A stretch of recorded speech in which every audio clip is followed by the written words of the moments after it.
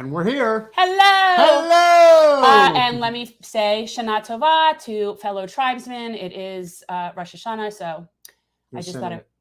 What? You're sinning. I'm sinning. Well, no, No? I'm not. No, Oh wait, no. I don't What think so. holiday No more are you than not ever. supposed to do anything? Well, it's this is a new year, so technically it's definitely a holy day, and I shouldn't be. But it's not like I don't participate. I'm extremely secular. I'm simply saying Happy New Year to all that celebrate. I'm Jen. I'm Peter. And This is Monday Night Generational Change, the Rosh Hashanah edition. yes, it certainly is quite the new year, and it's a new year. Did you put out that article? That I have not put it out yet. The whole point of it was to put it out on Rosh Hashanah. That was the Rosh Okay. Hashanah post. Well, doesn't it last like 2 days or something? It is. Well, technically, yeah, it's tomorrow too, but today is the new year. Like well, I today knew is that the Stu day. wasn't there, so I was thinking, yeah, there must be something. But yeah, So that was the point of the article. we are going to discuss what I think is a very important topic. I know I didn't get a chance to talk about it with Jen at length because this is all brand new. It actually happened at like midnight last night, so this is really new. But the wonderful news is that Italy has elected its first female prime minister. Yeah, isn't that important? I'm not concerned with her gender identity or genitalia. Okay. Well, I know that that's usually something that liberals like to brag about, but in this case, unfortunately, she is the first what is considered fascist-like leader since Mussolini. This isn't a joke. She obviously she's a combination of nationalism and, I think it's definitely a problem. I mean, it's worldwide. Well, worldwide fascism. We will talk about this topic with our guest who's coming on. Like I said, I had the pleasure of meeting Craig McInnis at his art studio in West Palm Beach over the weekend. And needless to say, his work is beyond exceptional and maybe biased here, but it has a very intense sort of political lean to it in terms of his work. Amazing art canvases that I had the chance to see. A little above my pay grade in terms of what I could buy from him, but nevertheless, really good stuff. It's important, though, to have lower cost items at your show. That's what I'm working on right now for my show. Well, he's got T-shirts, he's got posters, he's got stuff. You have to have something that the poor people can buy so they can have art too. Yes, so I think Craig is just currently working on his tech stuff at the moment. So we want to make sure that that's sharp. So there's no issue there. But yeah, I had the opportunity to look at his stuff, and it was, very eye-opening to say the least. I posted a video on my social media pages and had a quick 2-minute walkthrough of his studio, and really sharp stuff. Honestly, I can't see. I think this one is frozen, and I can't tell what's going on with that one. So he says that his Wi-Fi is not the best. I told him, push comes to shove. Just do it off of your iPhone or whichever. That's the easiest solution if for whatever reason, your connection is not very strong. But yeah, what's with that, Arif? What happened to Liberia? What's with Argentina tonight? That's interesting. All right. Thanks for mixing it up. Yeah. Something new? I don't know. Just noticed. So while we're waiting for Craig, I think it's important to just recognize how the signs are everywhere that things are changing in the world, whether the neoliberal establishment wants it to stay a certain way or not. When people start revolting, they're going to go towards some form of social democracy, populism, that's going to go left or right. You want to call it social democracy, you want to call it fascism, you can call it whatever you want. But the people are demanding change, and the neoliberal establishment is trying to stand in the way of this. If Italy is basically going to an authoritarian leader akin to Mussolini that hasn't been seen in almost 80 years, I mean, how much more obvious of a sign are you going to get? Well, we have it here, but people aren't reading the tea leaves. I mean, we had it here. I mean, I remember in 2015 sort of seeing where this was going. And I remember telling people, your next president is going to be Bernie or Trump. And everybody told me I was crazy. They're like, no, Hillary is so much more of a reasonable choice. She can beat Trump. It's so much more reasonable. And no, a revolution is happening. So you can choose to get behind the people on the left or the people on the right. And I'm not talking about our partisan left and right. That's not a real thing. Our parties are a fiction. I mean, the actual left and the actual right, like in real terms, not our parties. Our parties are kind of just both right Yeah. of center, I suppose. I Whatever. wouldn't even call it that. I would say that they're at this both point, kind they're of just right of center. Well, yeah, I mean they are, but they're not. We don't again, have healthcare. they don't respond to the people. And Right. that's the So that's bottom right line. of center because it's oligarchic. So they're right of center on their policies. Both parties. It's irrelevant, but the populism is happening, people. It is. So it really is. if you really need to pick a side, you really do, and it's. Again, this is not partisan. Well, this is going to be a lot of fun. And I think Mr. McInnis has figured out his connections. So I like his shirt. I think this is going to be fun. Jen, I really think you're going to like this guy. And you're going to have to show him some of your Etsy stuff because I do like me some art. Well, you're going to like this stuff. Craig McInnis, welcome to Generational Change. Thank you for having me. As predicted, my Wi-Fi was like, no, you can't do anything today. I'm sorry. That's okay. Hi, it's nice to meet you. I'm generally more of the art person between the two of us, but somehow you ended up meeting him first, but that's okay. Yeah. You really want this background? I like it when I do. It's fine when we open. You could change it. That's the beauty of it. See? Just all right, that's messing more artsy. with it. That's more artsy. All right, we'll leave it at that. Trying to be artsy. Yeah. No, this one was better. I got it covered back here. Yeah, no, you definitely have better stuff going on. Craig, start from the beginning. How did you ultimately get into art, and how did it become obviously politically themed? Because there really is, and again, this isn't about left versus right or anything like that. Your art hits at the core of what the problems are in this country right now. The way our politicians say one thing and do something else. The way that big agriculture and big pharma work hand in hand to essentially destroy the fabric of our country in terms of our health, our ability to have a decent life. There's something very inherently special in the art that you put out there. How did that happen? What brought you to that point? I appreciate that, first of all.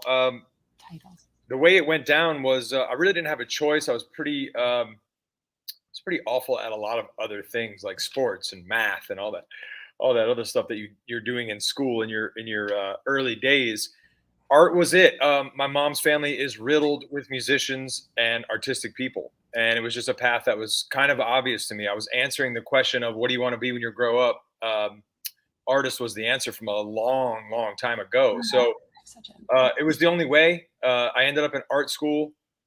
I did a 2-year stint and then just got right out there. I was a musician for a while. I toured around, and then I eventually landed back in the art world, which led me to start to search for my style. And this is where the socio-political stuff started to rear its ugly head, or its beautiful head, depending on who you are.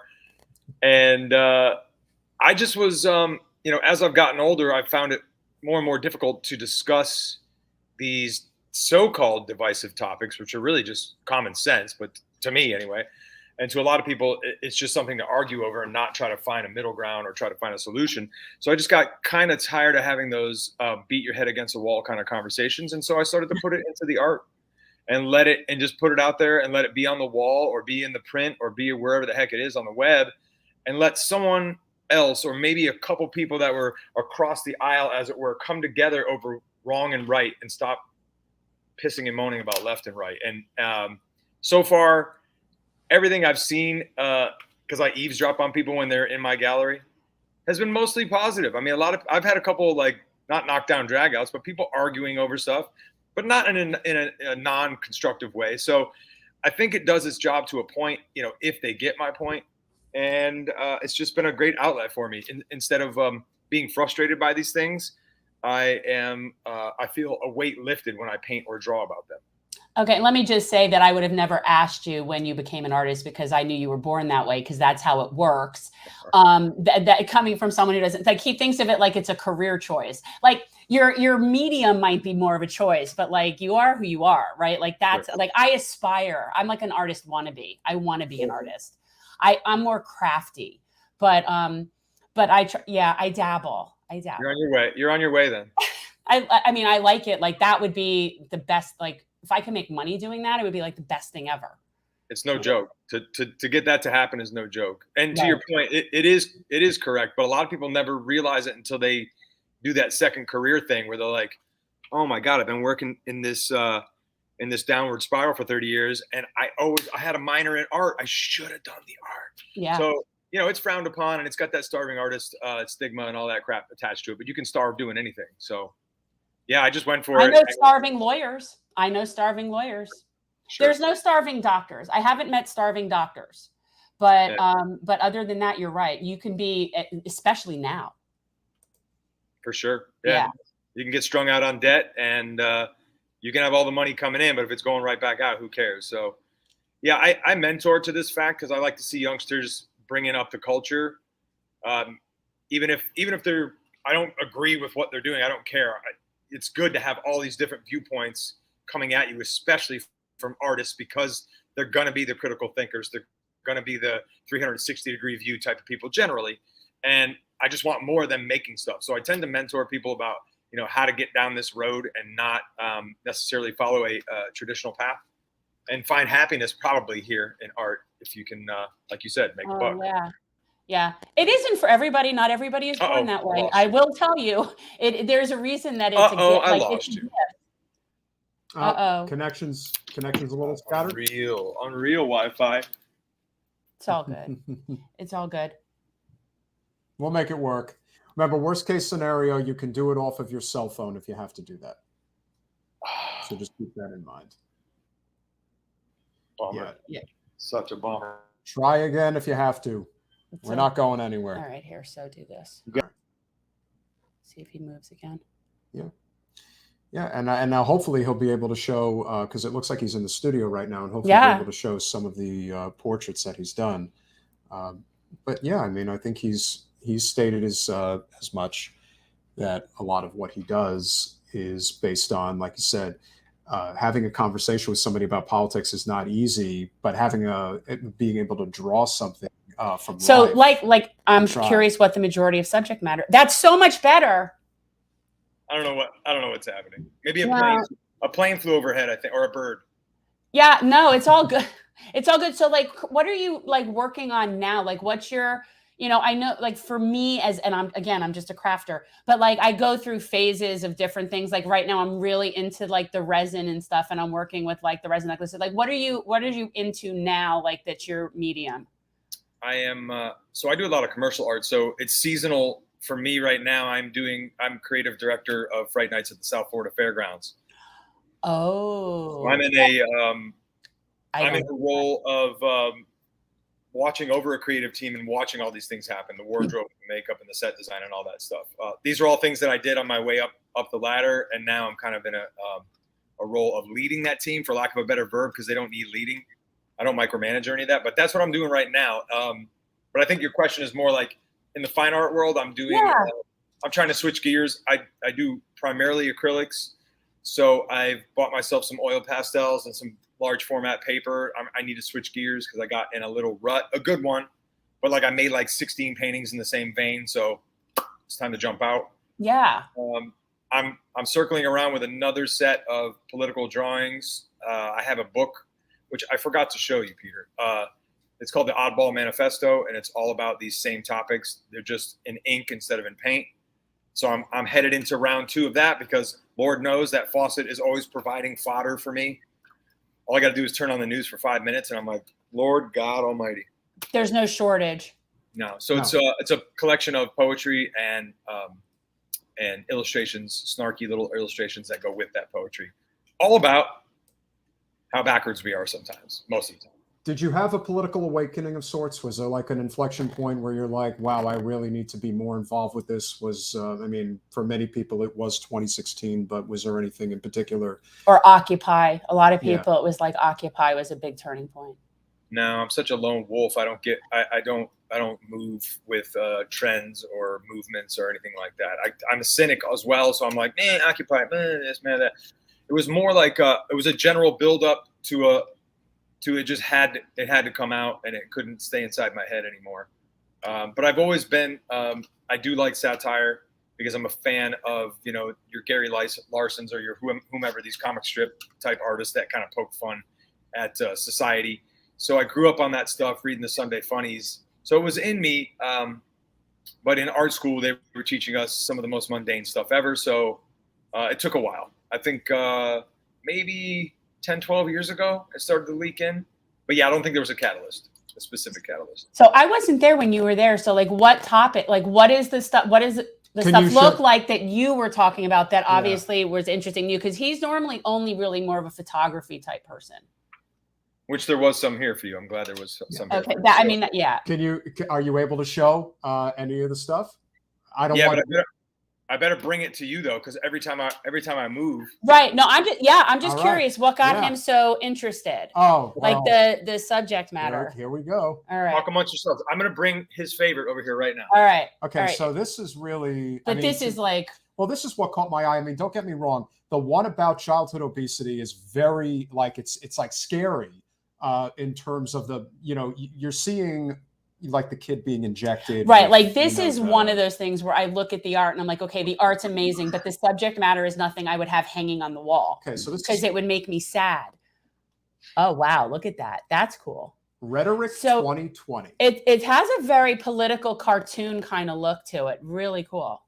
Yes. So, you know, this was born in 2020 for obvious reasons. And are those microphones purposefully phallic, or is it just like, who knows? All right. I'm just asking. I know. You nailed it. Yeah, it's got a lot of not so subtle stuff in it. You know, I've got the hammer and sickle. The red stripes on the flag are painted over blue, so it's headed in the opposite direction. Right. Yellow stars instead of white stars. The one thing that everybody misses when they come in is that the crowd is red, blue, red, blue, red, blue.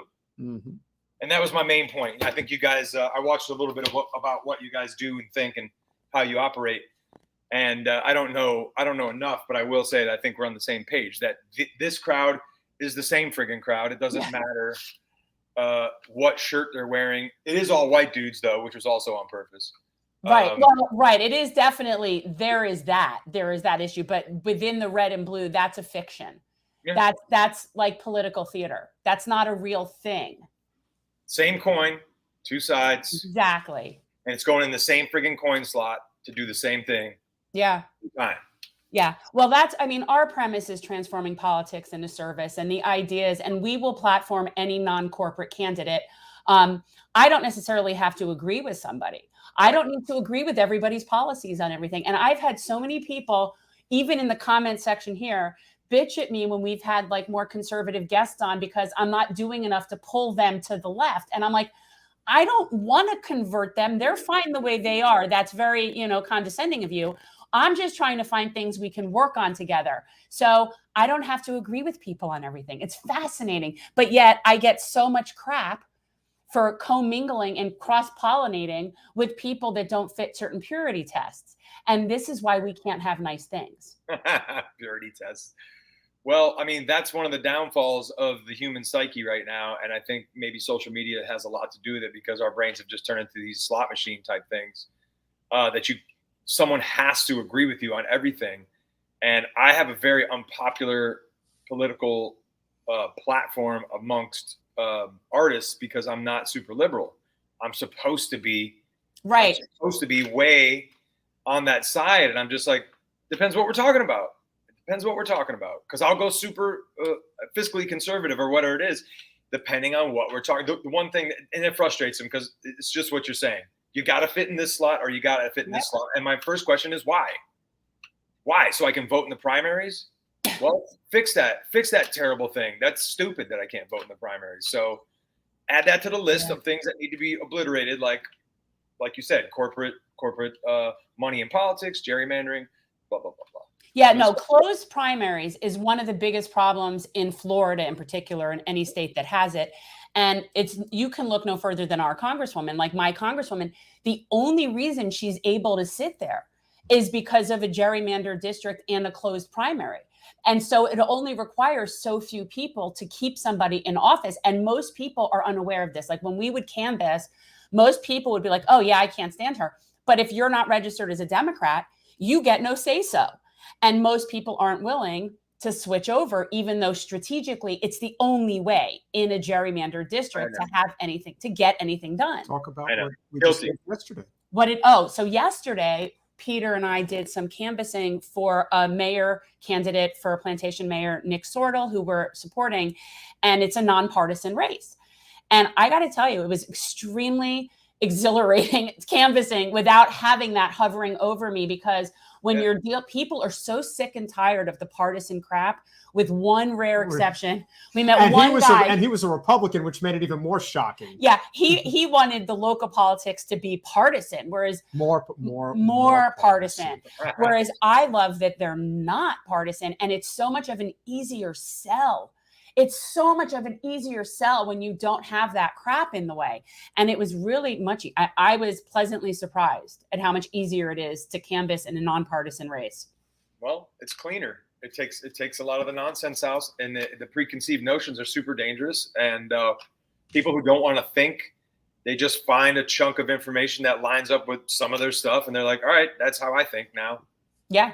I don't want to do research. In all due respect, it is hard to research a candidate, because we just had a judicial thing go on here, and it took me forever just to find out the basics on these two, just so I could make an informed choice. And I give a damn. Most people either a third of them don't vote, right, and then 1/3 is lazy and just get fed their information from whatever source, and then there's I guess the other third would be hopefully like me, and I got frustrated, man. I got frustrated. I was like, I'm about to not vote in this damn thing. But, I found a couple nuggets that swayed me. But it's like a full-time job. Like I got a life to live. I can't be scouring the internet for their talking points. Right. Well, and the truth that, we've talked about this a lot, but I don't think the judiciary should be an elected branch of government. I think it should be appointed like it is at the federal level. That's just personal preference. And the reality is not only do we have low voter participation for every election, but then the participation gets less and less the further down the ballot you go. So a lot of people will go in and they'll just vote for the governor's race, and they won't even bother voting down ballot. And then there's the people that just pick whatever name rings a bell, right? Or I saw that person sign, so I'm going to vote for them. That's how most people vote. Most people that vote do not even put energy into it. It's the truth. It's unfortunate. And that's also why it gets very dangerous with some of these local elections, especially in certain communities where they vote off of slate cards. Oh, they don't even think about who they're voting for. They're like, oh, I might have lost you. Uh-oh. Gonna try. We're gonna have to pull him for a second and come back. All right. That's sad. This is what happens in deep in the studio. Yes. Well, again, I think we're good for like 10 minutes. He gets like a 10 about minute. 10 minutes. He's good. And then it freezes and he's got to start all over again. No, so it's important. Well, to me, art is very much like how I feel about comedy, in how, comedy kind of is art, but in how it really needs to push boundaries. And that's the whole point of it. And it's one of those things that if we didn't have it, I don't think boundaries would ever get pushed if you didn't have the people in those fields. T for One podcast. Yes, totally understand where you're coming from. But again, wait, is he referring to what we're talking about in Italy? Yeah. Oh, no. She's a nationalist, and what she referred to herself as, and she is fascist. Like, that's not just us saying that because we don't agree with her. I don't randomly call people fascist. Hell no. She is actually, like, I don't know if she's like a descendant from Mussolini, but that's her party. Like, she actually affiliates with that party. Yeah, so I'm not calling her a fascist because I don't like her. You got people in her camp that like espouse support for Hitler. Like, come on. No. I mean, she's a fascist because she chooses. It what it is. Right. I don't call everybody fascist because they don't agree with me. I don't call Trump a fascist. I don't either. He's authoritarian, but there's a difference. So it is what it is. Yeah, people have no concept of nuance. No concept of nuance. Especially down here in South Florida. Palm Beach County is not as bad, but you get down here into Broward, oh Lord, it's bad. There's no nuance. You vote blue, or you're persona non grata. We don't need you. Yeah. Get in line, drink the Kool-Aid. Yeah, and the one thing that is still kind of disturbing to this day, Craig, is this idea that there are still so many people, especially in the Democratic Party, who still don't get Trump and still don't get his appeal, and why, despite all of his obvious flaws, that so many people flock to him. It's because people hate the system more than they can ever hate a ghoulish guy like that. Like, the system is broken. It's broken. And I don't, it's almost like they don't want to come to terms with that, especially liberals. Like they really don't want to come to terms with the fact that the system is broken. Yeah, I've got a friend who's he's actually conservative, and he did vote for Trump. But he's in the middle, I would say. But he's very much rah rah America, and everything's fine. You know, it's the best. It's the best thing around. I'm like, yeah, the shiniest turd though. I go, all this stuff needs to be fixed though. You can't just keep waving the flag around, and being like the greatest. I go, stuff has got to be fixed. But yeah, back to your point. It's kind of like, well, I'm so sick of these politicians. Just give me anyone. That's why, I mean, I'm ignorant to a lot of facts, but didn't Nader make a nice dent just because he wasn't your typical up the middle, been in Washington for a long time type of guy? Didn't he make a dent in that run? Yeah. I would think so, especially in 2000. But again, everything relates to the fact that, you know, we love Bernie, and especially his 2016 campaign was amazing. He wasn't willing, like we had talked about, to martyr himself. He wasn't willing to fall on the sword, and he really needed to if he wanted to get this country where it needed to go. He basically would have had to give up his political career, any of the financial aspirations he may have had. We may have even had to take a few steps backwards. But most people recognize that not only is the system broken, but the people who are manipulating the system, something as simple as the fact that everyone, not everyone, but even some casual political observers now know that our elected representatives do insider trading on Capitol Hill. Like they break the law. They are trading on inside information. We happen to know a couple of congressional representatives, one who was on our show who actually participates in that crap. Oh. And they want to pretend like, well, you know, this is how the system is. So that's how it is. It's just how it is. And it's like, no, that's not how it is. Because if you think like the election in Italy, that should scare the living hell out of people in this country. Because if it could happen there, you bet your ass it could happen here. Like we're not that far away from it as far as I can see. Agreed. Yeah. Yeah. I was pro Bernie. I was definitely pro Bernie for a bit there. I mean, he goes a little too out into the outskirts, but it's kind of, he goes to places I don't agree with. But again, to your point, Jen, I don't have to agree with all of his platform. I just the points that are important to me. And I always hashtag what I say by, I am, you know, I'm a middle-class, middle-aged, white dude, heterosexual white dude. Like I'm the worst right now, right? So my opinion doesn't matter as much as it used to.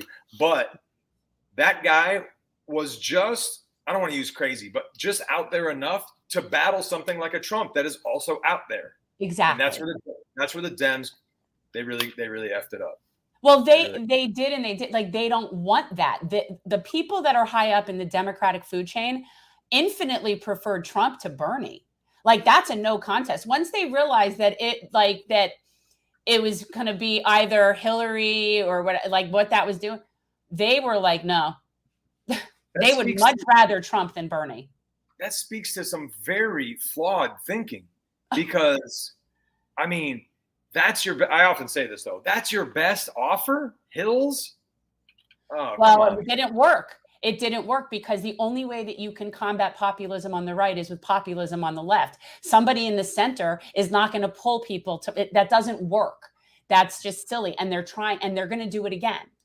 They're going to do it again. Are they? Oh yes, they're gearing up to do it again in 24. We have no living wage. We have no health care. We have a planet that's on fire. We and again, being an artist, we have completely disregarded the arts in our society. It has been completely cast aside in many ways.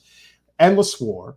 The way that we have treated the situation in Ukraine has become exactly what we should have all feared was going to happen, which is something that could have easily ended probably 4 or 5 months ago with some type of an agreement regarding land usage in regards to NATO. But instead, this is now a proxy war where hundreds of billions of dollars will be passed around amongst the military-industrial complex all over natural resources, like every other damn thing that goes on this planet. And at this point, if you can't see it, there are unfortunately a lot of people who can't be helped, but there's also a lot of people out there who are well aware of what's going on. They just don't want to be involved. They hate this shit. I don't think there's enough of us. I mean, I would say, we might have even said this jokingly when we were talking. It's like you can't even get 5 people to agree on where to go to dinner. So can you get a movement going? Especially if you can sift through the bales of hay to find the needles that are paying attention, centered instead of way out on the edges, and all these other things that need to be bullet points for someone to be part of a movement that is going to have the courage to admit things are completely jacked up and do the necessary and uncomfortable steps. Well, I don't want to disrupt my way of life. Your way of life is being disrupted.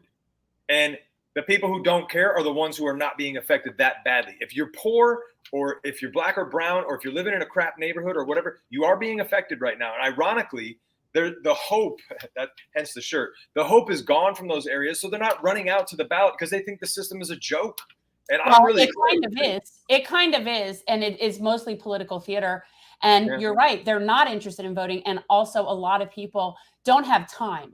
They're too busy working too many jobs to try to just keep, a roof above their heads if they can. And so they don't have the luxury of knowing who their senator is because they're too busy trying to feed their kids. Are they going to do the research that I did? No, if they have internet in that stinking neighborhood that the city doesn't care about. Oh man. Yeah, it's happening right here in West Palm Beach. I used to live on the fringe of the famous Tamarind corridor where there's no trash cans and no lights and blah, blah, blah, blah. And I'm not throwing the city of West Palm under the bus because a lot of cities operate in this kind of way. They put the money towards the coast and eventually they'll go over there and do some stuff. And it's happening. But hopefully it doesn't get fully gentrified. But it's just disgusting. I find it disgusting and I'm not even affected by it. I could be lazy. My life's fine. My life has been fine for 10, 15 years. The market does this, the gas goes up and down, and I just keep trucking forward because I got low overhead or whatever the heck. But that's just simply not the case for a majority of people. And I don't know how we're going to affect the change, but I applaud you guys for making a platform where it can be discussed and perhaps a movement can get sparked up. Well, I could definitely tell you that in the state of Florida, there is a particular person who does stand above the rest in terms of who's in the way, and that is Debbie Wasserman Schultz. She is definitely public enemy number one regarding the current state of the Democratic Party. And it isn't so much about, one party versus the other party. It's about who's standing in the way of progress. And there is no one who is standing in the way of progress more so from some type of a left populist movement than she is. And the type of things that she's done regarding how the party's been funded over the last several years, Michael Bloomberg being the number one guy, it does not get any worse than that.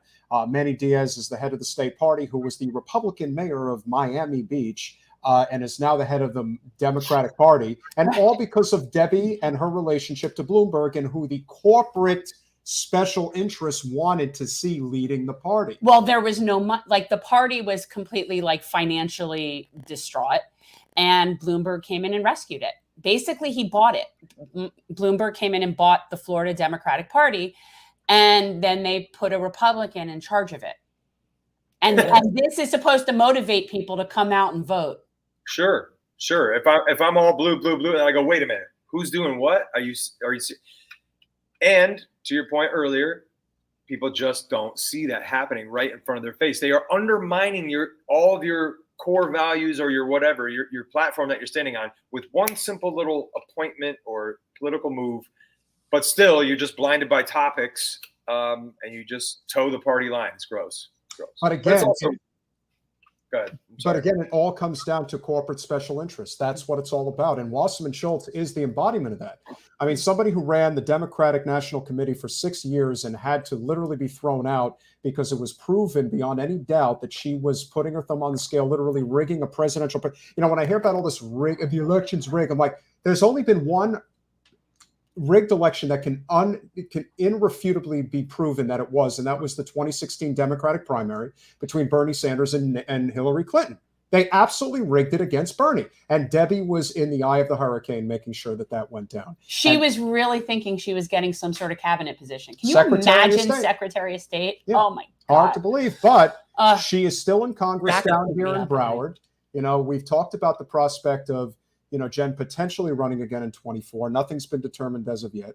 But if that were to come to pass, the only way that it would go down is if there was this sort of very wide-reaching coalition of people of all different walks of life who have basically said enough is enough.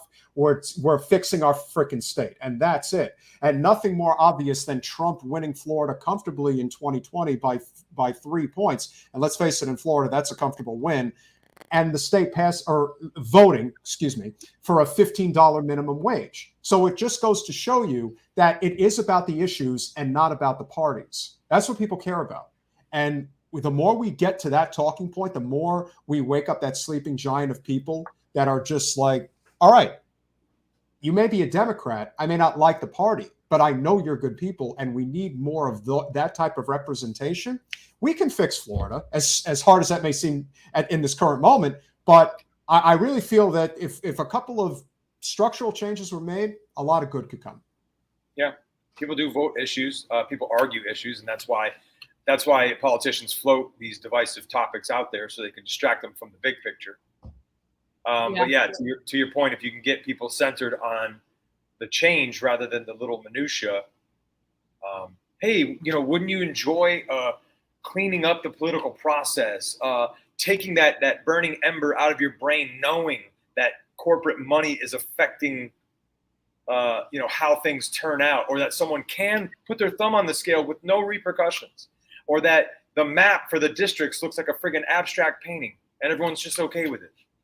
It's just there's so much BS that it's a bit obnoxious. I hate to admit that I am so disenfranchised that I'm always this close to just throwing in my towel and just being like, I often joke with my friends. I'm like, well, the beard's almost there. So pretty soon, Social Security card, hand it in, top of the mountain, never see me again.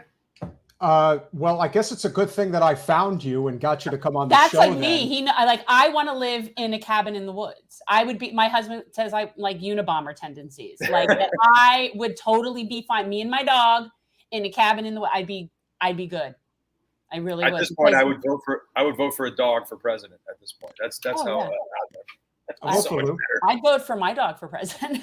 I don't know if I'd vote for any dog, but I'd vote for my dog. Very fair. My dog is very fair. Well, her dog is like the official mascot of the my dog is. Yeah, so I don't know if you have I don't have my loose sticker here. No loose sticker. I don't. How can people find your work? Want to make sure that everyone has an opportunity to see what you do and potentially, hopefully, get you some business. If you have any events coming up where people could check you out, obviously you have an awesome studio in West Palm. Let's hear it. I appreciate it. If you are on the web, you can find me at craigmckinnis.com. So just my name.com. If you're on Instagram, it's at Craig McInnis Studios. So just put studios after my name. Facebook, Craig Artist. And other than that, if you want to visit me old school in the real world, come to The Peach in West Palm Beach. It's the newest art collective here in Palm Beach County. And it's 6 art studios, myriad of artists doing a bunch of different media. We throw shows like you saw, Peter. We do comedy nights. We do yoga and meditation events. We do film screenings. We do everything you would expect from a cultural hub. And I'm pleased to be the artist manager here and have one of the 6 studios. So you can come here. I've got a gallery and workspace / sort of music studio going on here. And I do commission paintings, murals, and that type of thing. So I'm commercial and fine art all wrapped into one. And I'm so jealous. I wish I had a place here. I wish we had like a good artist kind of co-op situation here where there was some stuff like that. Like we really don't. It's not like for me to have that, I have to go all the way. Like east in Fort Lauderdale, there's a couple of things, but like out where I am, it's like an art desert. You just lost Fat City, or what is that what it's called? Fat City? Fat Village. Fat Village. I always call it Fat City. That's New Orleans. Well, they just had the first art walk. The Fort Lauderdale artwork at the new location that is now it's called like Mass Arts, but it was way smaller. It's really not the same kind of vibe. Now, instead of having like galleries and warehouses with different rotating things in it, it was literally just some people, vendors on the street, which before it was both. So I don't know. I wasn't all too impressed with it. The art here is not great. I know what Mass is. Mass is something that happened after Fat Village, but didn't really have anywhere to expand to because Fat Village was right there. Yeah. I think it has potential because Fat Village did very much resemble what Mass is now when it started. Okay. But as soon as a couple investors were like, "Ooh, I could put a coffee shop there. Ooh, I could," that's when Fat Village really blossomed. And then unfortunately, what happens is when it gets so nice, they're like, all right, well, we're done with this art crap. Let's hurry up and slam some condos in here. Well, right. It's completely gentrified. And that, of course, is spreading like, you know, like a fungus. Well, I did it in Northwood. I think the same thing's about to happen up there. Only the artists will move to a sketch area first. Yeah. Make it pretty or make it more livable or whatever. And then here comes the city and the developers hand in hand. Sounds conspiracy, but it's exactly what happens. That's how it happens. Oh, we're Every time. So Wild West. Wah. But this can't be gentrified. This is a private owner, and it is in a light industrial area. So we are solid. I don't know what's going to happen around us, but we will be here for the long haul. I'll probably be here when this is all gray with a little bit of brown instead of the opposite, and just totally blessed to be here.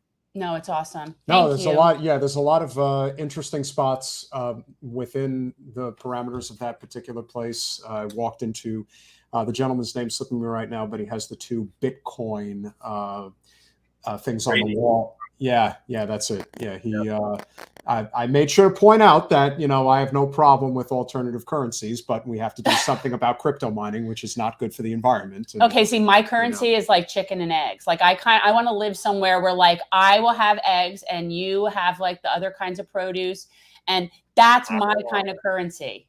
I agree. You're a barterer. I would love to. Yeah. I mean, like that would be, I would love to live. I mean, I really make a good, and when I say communist, I mean, literally by living on a commune, not like in a political sense, right? Like in the legitimate, I'd be really good. First of all, I would do great with a uniform. I hate having to pick shit out. Like if we could all just wear like khaki greens and just go about our business.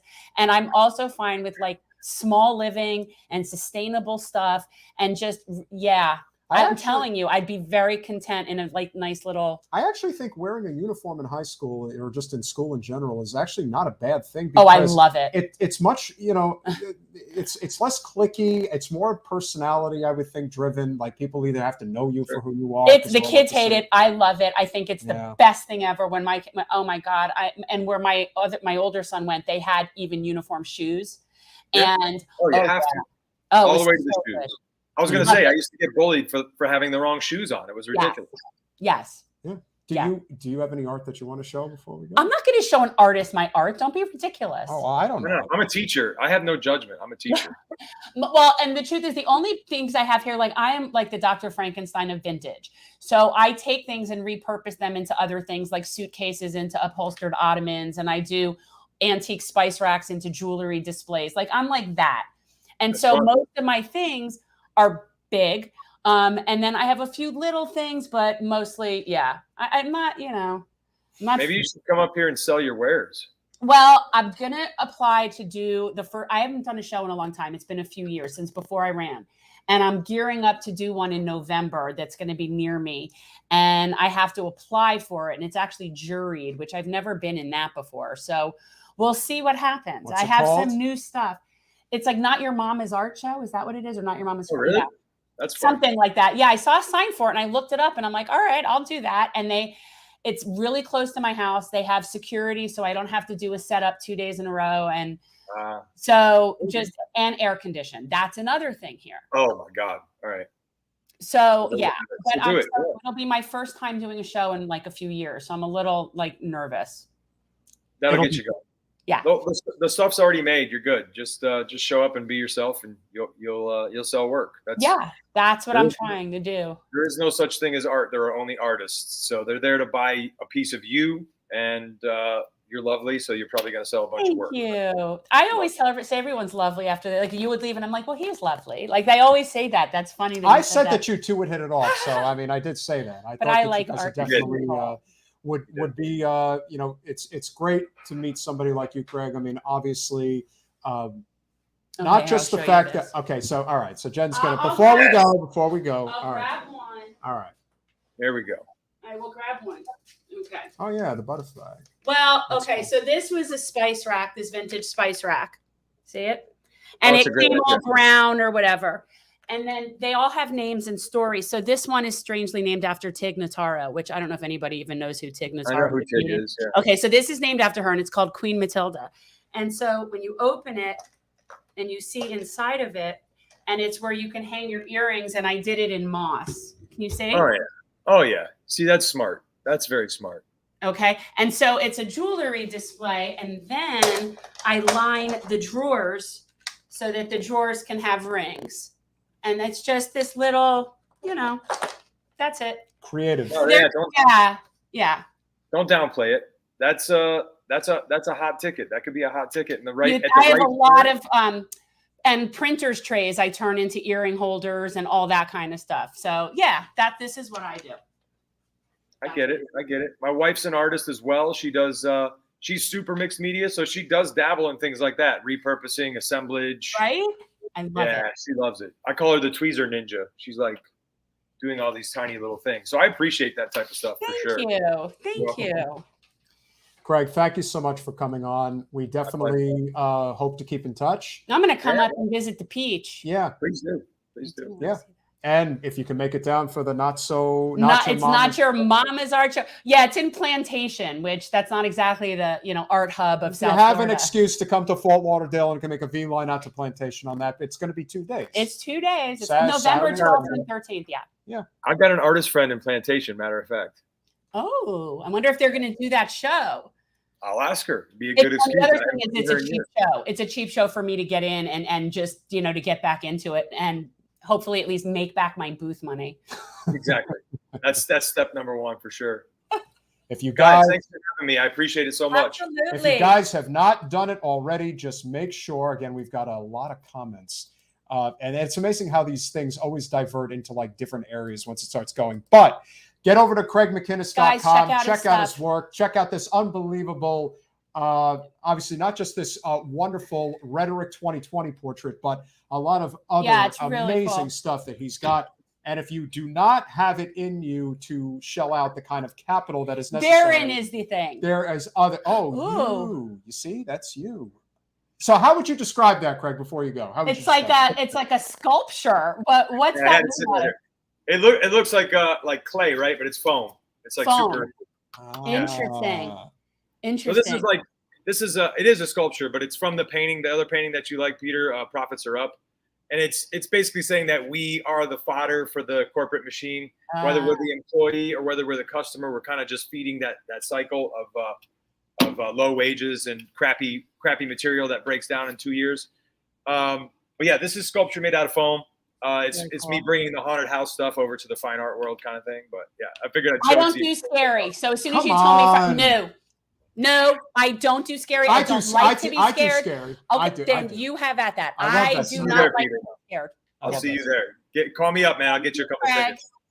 Thank you, brother. Bye. Stay well. You too. Yeah, I don't do scary. So don't even look at it. It's not going to happen. No, it's not bad. It's good. Actually, I do not understand for the life of me. I actually think that there is this sort of masochistic thing about people that like to be scared, because to me, being scared is one of the most least pleasant feelings that there are. I prefer sad. I could be sad. Angry is okay. Happy is preferable, but scared is never good. So no, to do that on purpose. I went to one of those, I don't even know if you would call it the scariest, but the East State Penitentiary in Philadelphia, which is where Mr. Scarface himself, Al Capone, actually stayed. And it was converted into a Halloween, like scary type walkthrough, which takes it's not cheap. It's like $50 or $60 a person, but that's like horror nights almost. Like that's expensive. Yeah, but the entire thing, to like walk through the whole thing, it's about an hour and a half to 2 hours. Like it's long. You definitely get your money's worth. And I'm sure it's high end. Yeah. Oh, absolutely. I appreciate high end gore stuff like as an art. I just don't want to see it. Like I can respect it from a distance. I don't. I will say this: the parts that I remember the best in terms of like what you would get, and they always remember anytime you're with a group of people, especially if there are women involved, the guys always have to walk in the front because the jump scares are always in the front.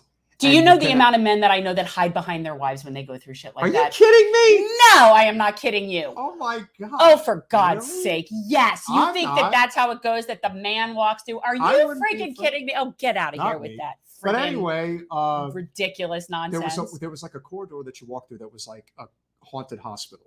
And that's pretty freaky. But the thing that stood out the most was we get to this point where it's like this corridor that you have to walk through. And it looked really weird. And I'm like, how Like out of The Shining? Yeah, like, no, it looked like it was like this tight thing that you had to squeeze through. And I wasn't sure, like, do we just go through? How does this work? And so eventually someone just says, yeah, I think you just have to like push your way through. So we're pushing our way through. And then the next thing you know, Yeah, see like, that kind of stuff. No. They start grabbing you, like literally grabbing you. I got to tell you, they should give somebody well, again, a lot of times you got to sign a release to basically say, hey, if I have a heart attack doing this, it ain't my problem. But very important. I would probably just pee, and that would just not be good for anybody. Well, if you want to pay for Jen's, what you would call, therapy after going to a haunted house. I'm not going to a haunted house. Make sure you go to patreon.com/generational I do change. not do that. I don't even no, I don't. The only haunted house, and I do love it, is at Disney. I do love that. Okay. But that's not scary. Well, look who showed up. Ha, ha, ha, ha. I don't do I believe scary. I will be going to Halloween Horror Nights at the end of October. Have fun with that. That could be a lot of fun. But anyway, if you really appreciate our show, and I know you do, please go to patreon.com/generational change for as little as $5 a month, right, Jen? As little as $5 a month, you can become a patron. And we are now, for our patrons, anybody who does $10 a month or more is going to get their Mansion Parliamentarian bumper sticker. Which is just, I know nobody gets it, but just us sort of Politico doofuses. I get that. Like my husband's like, I don't get it. I'm like, of course you don't get it. But whatever. I think they're fun. And you also do get the Lulu sticker. So you get 2. And I just sent to Catherine Class, actually just got, Catherine, should be getting any day in the mail. You will be getting your a $10 patron. bumper sticker and Lulu sticker coming to you in the mail. Really means a lot. It's how we absolutely support our show, which is wonderful. But if you are so inclined, and we all know that not everybody wants to give their credit card to be automatically billed every month. No. That is completely understood. So if that is the case, then please go to Cash App, $GenChange, and whatever amount you want to contribute to our wonderful show. We certainly appreciate your support. It would obviously be very appreciative. Yeah, it's always helpful. Because of your support, this week on Thursday, weather pending, of course, but I think we'll be able to make it happen. It looks like the trajectory of the hurricane is definitely moving out to the West Coast now. We're probably going to deal with some rain for sure, but nothing that is going to be, knock on wood. And what is happening?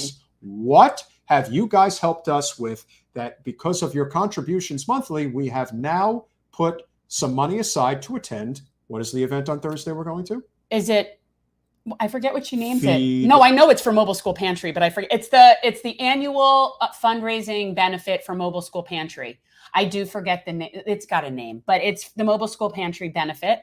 And that's going to be happening it's Thursday, right? Yes. Yes. And it's at Gulfstream, which is in Hallandale. And so, yeah. And Peter and I are getting swag bags because of you guys. So thank you. Thank you very much. I have no idea what that is, but basically we made a bigger donation to the Mobile School Pantry. And so you get a swag bag. So we were able to do that, and we will be bringing our friend Susie, and who is also a patron, with us. Just Say No to Hunger cocktail That's party. what it is. The Just Say No to Hunger cocktail party. Yep. It's going to be a great event. We've done it. I think that's what we've done before, if I remember correctly. But yeah. We've been to that. We were at that this month. I think this is the first one since COVID. Yeah. Because we went to the one before this. This is their 6th one though. This is going to be a great event, and for your support, that really means a lot. So for any of you who are going to watch and would ultimately like to support, it would mean a lot. So you're paying for us to go to a party and have fun. However, it supports a really good local nonprofit. It's my favorite nonprofit in the county. I mean, the best food distribution help in this county in terms of like the organization and how it really every dollar goes to food. Like there's no like pork. And I don't want to, and again, I don't want to be putting down other organizations, but the quality of Mobile School Pantry's produce in particular is second to none. It's just a really nice spread that is set up for families to go and shop for to pick out food, as opposed to somebody just delivering a box of stuff to their house. When you think about some of the big box ones that are down here, we don't have to name them. You know who they are. Oh, it is what it is. And they provide a service, and that's important. But this is different. And this is quality. You're going into neighborhoods, you're going into Mobile School Pantry goes into the schools that have the highest amount of free and reduced lunch. They any family of a child at that school can qualify to get produce, and you sign up for the program, and then they rotate every week. They're at a different school so that different families can be reached, and the selection of food is just beautiful. And it's just a really nice community service that is being provided by Mobile School Pantry. And it's just so local, and you can really see the difference in these people's lives, like every single time. On Wednesday, we are going to have a guest that Jen has wanted to have for a while, and very much looking forward to speaking with him. Not everyone is going to agree with him because he is a beef farmer. I guess it's technically what you would call him. He is he owns, he'll give you all his exact title, but Scott Lively actually owns, it's changed names because things have merged and whatever. But at one point, he's the largest distributor of grass-fed beef in the country. Okay. Or that was his company. And he has written a book, which I will say I have not read because he hasn't gotten to me yet, but, and he is somebody who very much has written about and believes in the concept of sustainable agriculture and the idea of, connecting the ranching with the agriculture so that it's done properly. And we've had people on before a long time ago that explained how if it's done properly, then you're having the cows are actually helping create the food. And it's a cycle of moving them from different fields. And there's a way to do it so it's much more sustainable than how we're doing it with industrialized livestock. So we're going to talk with him, and I know we'll get some hate from the vegans. I don't eat meat. I think it would be helpful if everybody ate less meat. That's for sure. But I don't preach either way. I just don't eat it because I just people don't are going to eat meat. So if they're going to eat it, why not eat it as sustainably as possible? Right. We're not sanctimonious and preachy here about our dietary habits. To me, I don't eat industrialized animals. That's just not my thing. But I know people do. Right. I mean, I'll eat wild-caught animals, but like people do whatever they're going to do. I just think it's important for us to have actual information for making decisions and not just think, oh, all meat is this or all ranching is a certain way. And that's not the case. And I know Scott lived in South Dakota for a long time. He has, I believe that's the location still of the headquarters. And Paul brings up a really good point, which is if you're going to eat meat, it would be nice if we didn't torture animals. I got to tell you, Paul, and I got to tell you, you know who doesn't torture animals? Second Amendment enthusiasts who like to hunt for their food. Well, which is why I'll eat wild-caught animals. Yeah, but that's the least. And that's what we're going to talk with now, about. If you think now, don't get me wrong. I don't like people that like to hold up the dead deer and things like that because they think they're cool. Again, it doesn't bother me if they eat it and they kill it properly. Yeah, I don't really mind that. Like, I don't want. You want to compare that? Head. You want to compare that to slaughterhouses and factory farming? Yeah, there is no comparison. No. Zero. And the carbon footprint is minimal, if at all, when you're talking about somebody hunting and killing their own animal. But correct. We'll talk to Scott about that and find out like what the process is. And I know that he definitely started out smaller and got bigger, and he knows a lot about cattle ranching and how animal is processed. So it's going to be really interesting. We are going to also have. And let me preface this: he was one of my larger campaign contributors. He found me. Actually, a lot like when I was running and just liked me and reached out to me. Well, so I'm just saying that would be a good road trip too if you would host a fundraiser if you ran. Well, you know where he lives full time though. He's a full-time Martha's Vineyard resident. He lives Martha's Vineyard year round, and then he also spends half his year in Arizona out in Scottsdale. But his primary residence is Martha's Vineyard. Is he Republican? I don't think he's party. Or he's just independent. He's independent. Pro-business independent. He's independent, but let's put it this way. He picks, again. He just likes me. Martha's Vineyard is a wealthy liberal bastion, and Scottsdale is a wealthy conservative bastion. So he definitely picks his places well. I think he's just somebody who's reasonable, and he doesn't like, overly woke people. And in reason, passion, and and justice. justice. I try to be reasonable. It's You the are. key thing. I definitely think policy at all times should be based on reason. My personal behavior, I try to base it on reason. And certain preferences, I'm fine with being completely unreasonable. Like if there's something I like or don't like just because, I don't have to be reasonable. But I would never create policy based on just because I don't like it. Like, that's not a thing. Oh, you're not a selfish broad. I was thinking about it the other day about like how I don't like the idea of German cars. Like, I wouldn't want to drive one. I wouldn't drive a BMW. A lot of Jewish Mercedes. people feel that way. I do. It's just a bad taste in my mouth. And I know it's not reasonable. I am completely aware that it is not reasonable, but it doesn't have to be. It's Well, a personal now- preference. Well, and that's probably going to be very similar to how people are now going to feel about driving Italian cars, which is unfortunate, but hey, this is what happens. And again, everyone where I think is a good place to wind down the show tonight is to just basically bring the conversation back full circle about what was happening regarding Giorgia Meloni, who won the election in Italy, and why this is such a big deal.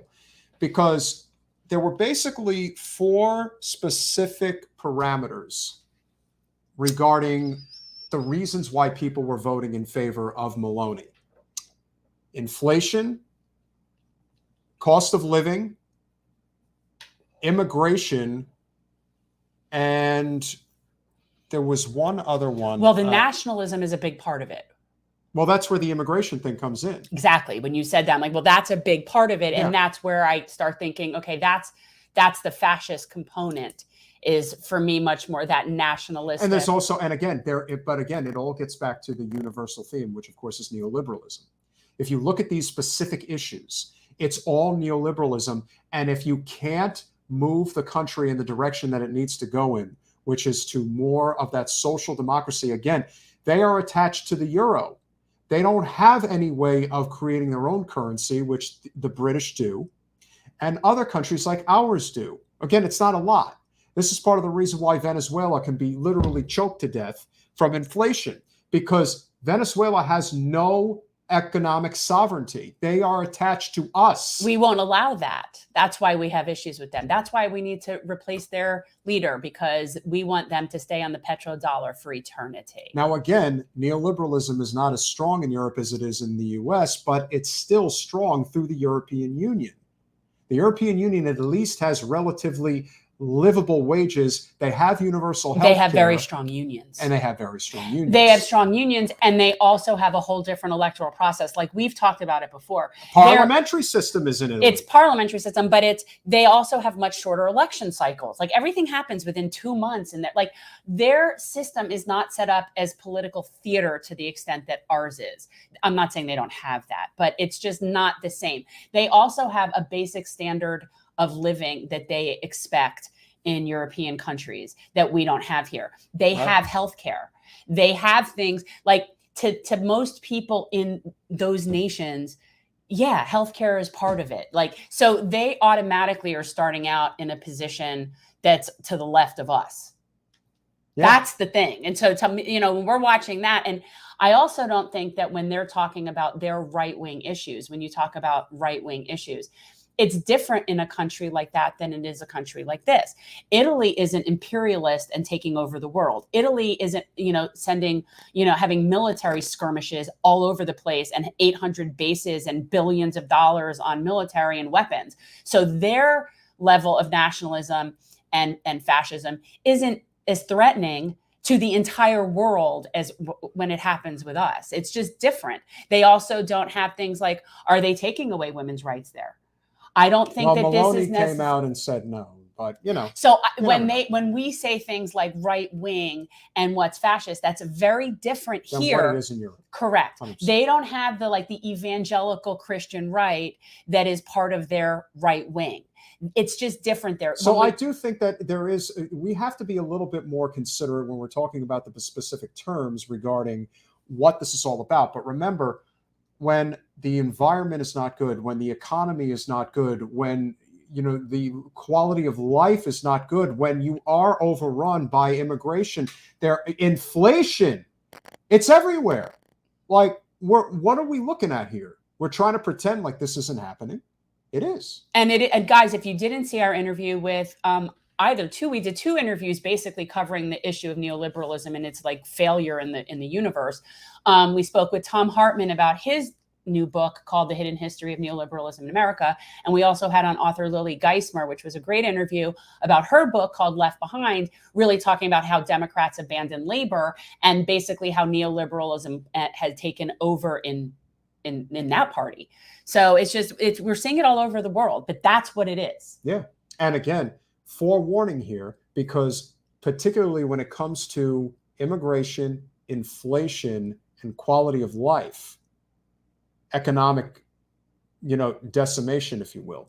That's how the Third Reich became a thing and took over Europe. Yeah, I know. People think it was like just overnight. Let's just say that Jews are terrible people. No. Again, this is like, how does a strong man ever get strong? It gets strong because the system has completely failed people. If the system fails you, then it's easy to say, oh, it's just the immigrants. That's why it's happening. It's just these people. That's why it's happening. And when people are desperate, they'll cling on to whatever will ultimately give them some type of salvation, however minimal it might be. And you can easily have this here in our country. It could easily happen. Well, we do see how we treat immigrants in this country. Are you kidding me? We're incarcerating people in facilities and profiting off of them. Now, we don't call them concentration camps. Nobody wants to call them that. And we're not labor camps by any stretch. But how we treat immigrants, how we other them, how we encourage people to kick down, that is extremely like fascist, nationalistic kind of tendency thinking. And it's coming from both sides to some extent. Oh, it's absolutely. Really scary, which is why our political party left-right isn't the legitimate left-right. Both of our political parties are right of center. Both of them. The Republicans are just further right, but they're both right of center. And so when I'm talking about the left, it's not Democrats or Republicans. We don't have a left party in this country. Again, for people that try, especially on the right, to claim that they are one way politically regarding the respect for our Constitution, the Founding Fathers, it's like you spit in the face, especially of, remember, Thomas Jefferson was an atheist, and so was Ben Franklin. So were a lot of others. John Adams probably was to a degree. Now, yeah, were there religious founding fathers like George Washington and Patrick Henry? Sure. But there was no shortage of people who felt that the separation of church and state was essential to the survival of our nation. And you do have people, particularly on the political right, who think it's okay to espouse this idea of Christian nationalism. It is a form of fascism because, again, they don't want any other thought to enter anyone's mind. It is, this is who we are, and we are only this way. Whether it's Marjorie Taylor Greene, Lori Boebert, whoever lunatic righty you're going to throw out there that's going to be doing this is going to say it. And because there is no pushback on the left, because there is no real left, and again, left is labor, the Democratic Party is a Wall Street-owned corporate party that isn't religious crazy. Right. And they're pro-choice. That's it. If you even want to say that, I think that's somewhat subjective to some degree. Right. No, they're definitely, they don't go out of their way for choice. I think I need that. But they don't go out of their way for choice, but they're not, the Democrats don't seem to actively be pushing to strip us of our rights. They're just not fighting for them. So that's the difference that we're dealing with here. Failed. And neither of them are the left. There is no left. We don't have a left. So like we talk about, well, it's not lighting because here.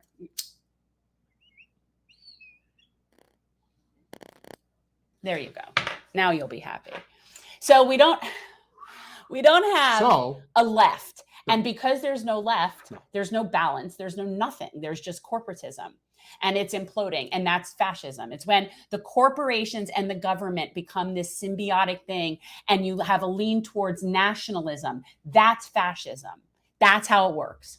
I'm not accusing people of being that, but that's just what that is. So, and we're seeing that right now. And the Democrats, I'm sorry to say, are not posing enough of a resistance to it. And that's the thing. Now, for those of you who may not have caught this, but I found it to be very interesting. I don't remember the name of the particular festival that was taking place in New York City, but Speaker Pelosi decided to show up at a festival concert in New York City. And what do you think the reaction of the crowd was? They booed her. They sure did. And it wasn't just a few people. Brilliant. It was pretty freaking loud. Good. Get your ass off the stage. Good. And that goes to what I've said a lot of times. I do not think people in those positions should get a moment's peace outside of their home or their office. I don't, and again, I'm talking nonviolent, but like that, Nancy Pelosi should not be able to set foot in public without that being the response. Anywhere, in a restaurant, in anywhere. And I think that all of these people that are acting against the interests of the majority should be constantly dealing with ridicule and being shamed for that. Always. That's their job, and they're not doing it well. And I will, and I think we can close with this. For those of you who have caught today how Senator Sinema is basically attached at the hip to Mitch McConnell, which should let you know all you need to know regarding what's going to happen in the midterms, even if the Democrats hang on to the Senate. It basically shows you that if you elect somebody specifically on social issues and not economic issues, you will fail. And that is what happened. Kyrsten Sinema is a member of the LGBTQ community, although she is so effing bougie, and certain people that are gay and bisexual do not consider themselves part of that community. They don't feel that they're, they don't, because they're not marginalized themselves. Right. So they don't, the marginalization doesn't affect them because they're at a certain privilege level. Yeah, I definitely agree. And so when everyone was celebrating the election of Kyrsten Sinema and how she made Mike Pence swear her in on the Constitution and not on the Bible, political theater. Well, that's all she has are antics. Every single thing about her is antics. She doesn't have any like substance or any, but that's no different than like Debbie or any of them. They use like, for Debbie, it's playing either the breast cancer survivor card or the anti-Semitism card. It's always a thing. It's always using a gimmick. It's not, there's no substance there. When you can only rear your head to call people anti-Semitic, like that's just, I don't even know. It's not, there's no substance there. And Kyrsten Sinema, whatever, it's no different. It's always a stunt. Always. I mean, she really is, and she embodies the worst of it. But in a way, I'm grateful for Sinema for this reason. I try to tell people all the time how much it is nauseating to listen to the Democratic establishment talk about, hey, we elected the first woman, gay, colored, blah, blah, blah, blah, blah. Do you know that Giorgia Meloni is the first female prime minister of Italy? Shouldn't we be celebrating that? We broke down a barrier. We broke down in a country that's a hell of a lot older than ours. Women can be fascist too. That's amazing. I mean, shouldn't we be celebrating that? No, it's only you only celebrate it when it fits your narrative. Well, this reminds me, when we were talking the other day about Pete Buttigieg, and I said, you know, and it's funny because we feel like if you don't like him, they're going to just say you're, you know, anti-queer, anti-LGBTQ, and sure. da-da-da. And the thing is, and I said this to him, like, it's interesting because really the fact that he's gay is the only thing about him that I do find that I like, that I do like that diversity. Like that's the only thing about him I do like. But that's what they do to dress it up. That's why the Democrats are and yet, so no, I would never support him, but it has, again, that's the last reason why. It's just it's so bizarre. He's horrible. That's why. Good point by Willie Bragg. No question. That is true. Oh yeah. Maggie Thatcher. Don't you just love? Oh no, women can be equally as horrible. There's no question about it. Diversity only matters when the person in that position is looking out for the marginalized group to which she or he or whoever is affiliated. I was just thinking Margaret Thatcher in my head. Maggie Thatcher. That's just not right. Like that to whoever that person is affiliated with that group. Like for example, Kamala Harris. Okay, you say she's Black. Okay. But is she doing anything to help boost up that community? Is she doing anything as, you know, a representative fighting for that marginalized community? Does her existence help bring up that community? And I would argue no. Now, yes, there are little girls that probably think, oh, that's nice. And I appreciate that. Just like when I was little, there weren't enough Black dolls and Black Barbies. And I totally get that. But then to me, it's almost worse when you put somebody who is the first Black person, Black woman in that position, and they're a vapid shell. and then that's now celebrated. And I just think it's just pathetic. And it makes me just really sad for those little girls that are little Black girls looking up. Like now you've got Ketanji Brown Jackson. Now that is somebody to look up. Exactly. Okay. So like that's a legitimate. That's the best thing Biden has done as president. It is. Yeah. But like that's a legitimate thing. And so I just want it to be we have people look up to people based on their character and the substance of them, not just the fact that they were a token, unless that token is serving that community, breaking that barrier, helping that group. I don't know. It just bothers me that they use that. Yeah. And that's why this election is going to have tremendous reverberation throughout the world, as it should. And it should really start to make people be aware of what's coming. Because again, the latest national poll, because of where our economy is going at this point, shows the GOP on a national poll up by 5 points. You know what that means? Remember, GOP voters are drastically underpolled, drastically. So if it says that it's a 5-point margin right now, it means it's at least a 5-point margin. So again. And what have I been telling you about? I think the only thing that's going to save the Democrats at all, like if it's only because of that. And again, it's likely that it won't. Why? Because that's all they're talking about. They're only talking about, we have to protect a woman's right to choose. Yeah, it's nice. You want to protect a woman's right to choose. I can't pay my bills. And yeah, it's going to come down to that. I think any success at all, any close races, anything where the Democrats perform well, that is what saved them from not being further thrashed. That's it. Yeah. Because otherwise this would be horrible. If the Supreme Court, if McConnell had held off the Supreme Court from dealing with Roe v. Wade until after the midterms, this would be a bloodbath of epic proportions at this point. It's the only thing that's holding it off. And what I will say Dirtbag Leftist brings up a good point. That the whole thing about the way that the conservatives made such a big deal about the Little Mermaid. Okay, for anybody who hasn't seen Beau the Fifth Column's video about that, please watch it because he does a really good breakdown. I'm sure it's great. No, it's great. The original story wasn't a white redhead. So the original story. Who cares? Right. Who cares? Right. People own it and then they get so attached to it and so personal. So if somebody had. Mermaids aren't even human. Well, that's like the problem. People who have problems with Black Santa Claus, like, because that's real.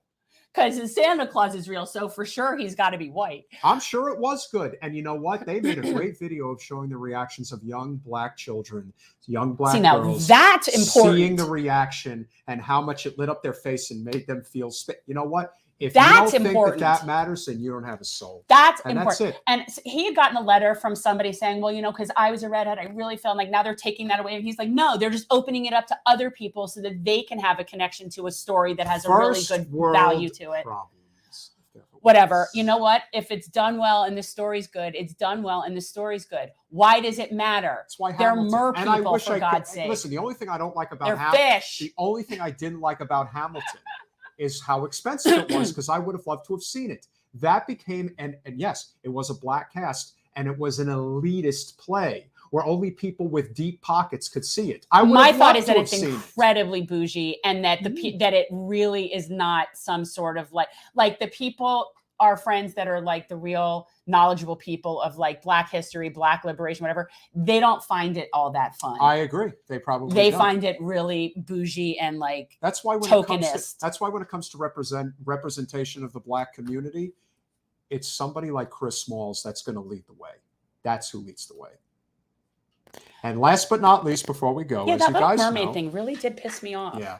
So remember, not only do we have a patron and Patreon, we appreciate every patron that we have, but remember, if you have a small business, and we really emphasize, if you have a small business that's local, it could be anywhere in the country, but if you have a small business that you want to promote on our show, we do have a small business Patreon where you can support us for $50 a month or more, and we will plug your product, program, business, etc. Your business. Look, if you're with the MIC or like Big Pharma, which I'm sure they're all interested in us, that's not what we're talking about. Totally. This isn't like us like promoting nefarious businesses. It's trying to help local small businesses. Speaking of a time where this is absolutely important, as you guys know, Hurricane Ian, I think is what it's being called, is heading directly for Florida. And if you currently don't have good home insurance, now may be the time that you want to make that call. Make sure you have enough coverage that if for whatever reason you are in the path of the hurricane and you face serious damage, that you are properly covered. And Lord knows right now over the next few days, this would be the time to call. And check out our friends in Delray Beach. Apex Insurance Agency, home, auto, and life. You definitely want to make sure that you're covered. It is essential. And with a major storm coming, and what is the truth? You're a very good salesperson. And what is the history of storms, especially in the South? It's usually one after the other. But is it Ian or is it Ian? Remember? Do you remember that episode? I think it's Ian. No, I'm joking. I remember that. You don't remember that was the episode with she wanted the Nicole Miller dress and the guy had the pony and she cut it off, but his name, and she kept correcting his name wasn't no, it was Ian. So bougie. But remember, if you can, make sure that you check out our friends at Apex Insurance Agency, home, life, and auto insurance. When you see one major storm like Hurricane Ian, there could be another one just a week or two behind. It's Russian roulette here. It's the season. We've got about a month to go. And that's a lot of time to get hit with a couple of major storms, maybe even a few, you never know. So don't take that chance. Make sure you get over to Apex Insurance Agency. Give them a call. They'll give you a quote, no charge. Might be the right one for you. Maybe it isn't. But it is a local small business, and we are all okay. So if you are in the same small business, then we can't promote you because we're going to stick with one type of business. Like, that's just the way to do it. Like a strip mall, you really don't want to have more than one of the same thing. That's very true. It's just fair. But again, I'm really looking for that taco place. If you're local and you're like tacos, taco truck would be really good. I'd love for you to be a small business sponsor, and we will come out to your taco truck and do lives from your taco truck. Personally, I think we've earned a small business sponsor from the Mobile School Pantry, but I digress. Well, Z's a sponsor. She's a personal sponsor, but we just don't have her name up there because she doesn't want it there. That's fair. We understand. Business is business. She is a sponsor. I mean, she's a human sponsor. We appreciate it. Not a business sponsor. Wednesday night, Scott Lively, we will learn about what sustainable agriculture for meat eaters. Yes, meat eaters actually looks like. And then next Monday, we are having, I don't want to botch her name. I got to make sure I say it right. Saru Jahariman. No, no, that's not an H, it's a Y. Jayaraman? Jayaraman. Saru Jayaraman of One Fair Wage, the organization based in Cal Berkeley that is trying to push for a national living wage. That's just crazy talk. Yes, totally crazy. Totally crazy. She will be on our podcast. And I am curious to talk with someone like that because what is a living wage in one place is not a living wage in another place. Correct. So you do it in a way, but it has to be done That's why regionally. When somebody says that you needs to make it a minimum wage of this amount. And that's not to say that I don't support a minimum wage, but the cost of living in Cal Berkeley versus Fresno, California is two completely different things. Right. So it needs to be regional. I mean, I definitely, and I've seen Kyle talk about this as well. Like that's why I prefer saying a living wage. It should be different in places. If you live somewhere like in rural Kentucky, that's a whole different situation than if you're living in Fort Lauderdale. So like what you need is what you, but that is something that can be required. All you do is you legislate that says the minimum wage needs to be X% above whatever the cost of the basic median house is or whatever it is. Like I'm not an economist, but you can do that. It's not complicated. Fair enough. Patty, Mario, Dirtbag Leftist, Paul.